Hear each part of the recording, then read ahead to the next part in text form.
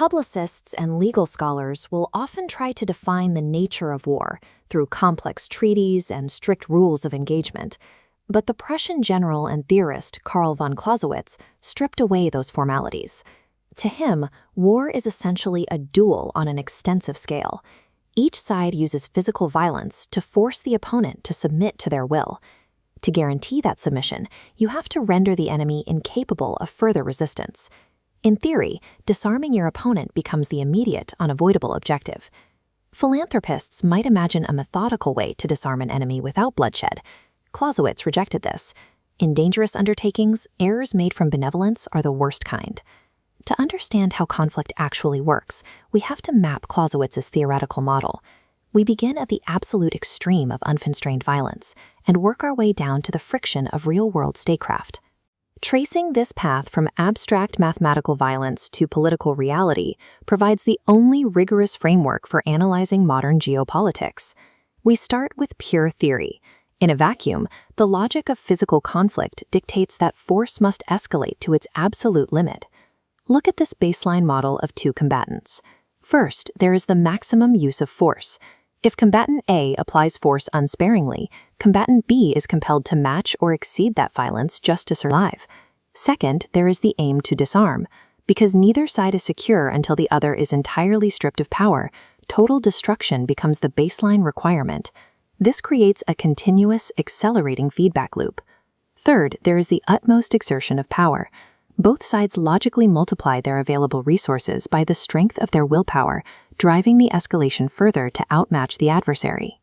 In this pure theoretical state, the conflict faces no environmental constraints, no economic limits, and no political boundaries, only the counterforce of the enemy. If left entirely to this internal logic, the conflict culminates in a single, instantaneous explosion of absolute violence. But if the mathematical objective of war is total mutual destruction, we have to ask why the vast majority of historical conflicts end in negotiated settlements. The answer is that pure abstract logic fails to account for the physical variables and environmental friction that govern human behavior. The first physical constraint is that war is never an isolated, instantaneous act. Watch what happens when we force that theoretical explosion onto a linear timeline. Mobilizing a nation's population, securing allies, and navigating terrain requires physical time. The single burst is distributed into distinct, smaller actions. This requirement of time creates natural pauses. It is physically impossible to concentrate and deploy every available asset at the exact same moment. The gaps between these spikes represent periods of necessary inaction. The second damper on absolute war is imperfect information. When we add the fog of war to our timeline, the precise location and strength of the enemy become obscured. Unable to see the battlefield with absolute certainty, commanders calculate their next move based on probability. Human nature tends to overestimate enemy strength when operating in the dark. This psychological bias causes hesitation, further delaying military action. Together, probability and time act as physical friction. They interrupt the feedback loop of absolute violence and continuously de-escalate the conflict. These real-world constraints prevent adversaries from reaching the extreme of total annihilation.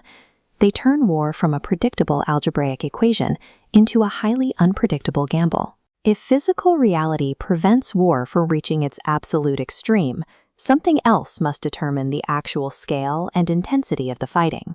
This leads to Clausewitz's famous maxim: war is a mere continuation of policy by other means.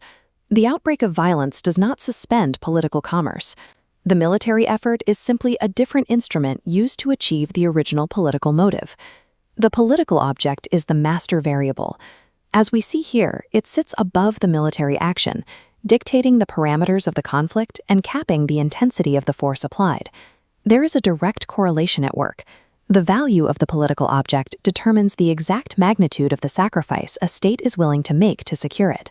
If two nations are fighting over a minor border dispute or a small trade concession, the political object is weak. The resulting military effort will be minimal and highly constrained. But if a nation faces a threat to its existential survival, the value of the political object rises to its maximum. The constraints are lifted, and the military effort surges upward, approaching the theoretical limit of absolute war. Yet, even in these maximum effort conflicts, policy remains the guiding intelligence directing the blind force. Military strategy cannot be evaluated in a vacuum. A campaign is only successful if it directly achieves the original political objective. Because political objects vary so widely, the required military objective does not always have to be the total destruction of the enemy's army. A combatant can alter the probability of success by raising the political cost for their enemy. In this decision tree, the alternative to total destruction is a strategy of exhaustion. Exhaustion involves forcing the enemy to expend their strength and time. You gradually deplete their political endurance until the object they are fighting for is no longer worth the required outlay. This approach relies heavily on the strategy of passive resistance. This introduces another of Clausewitz's core principles. The defensive form of war is inherently stronger than the offensive. The defense is superior because it requires far less energy to hold prepared ground and wait than it does to march, project force, and attack. Leaning on this structural advantage, a weaker military force can survive against a vastly larger army.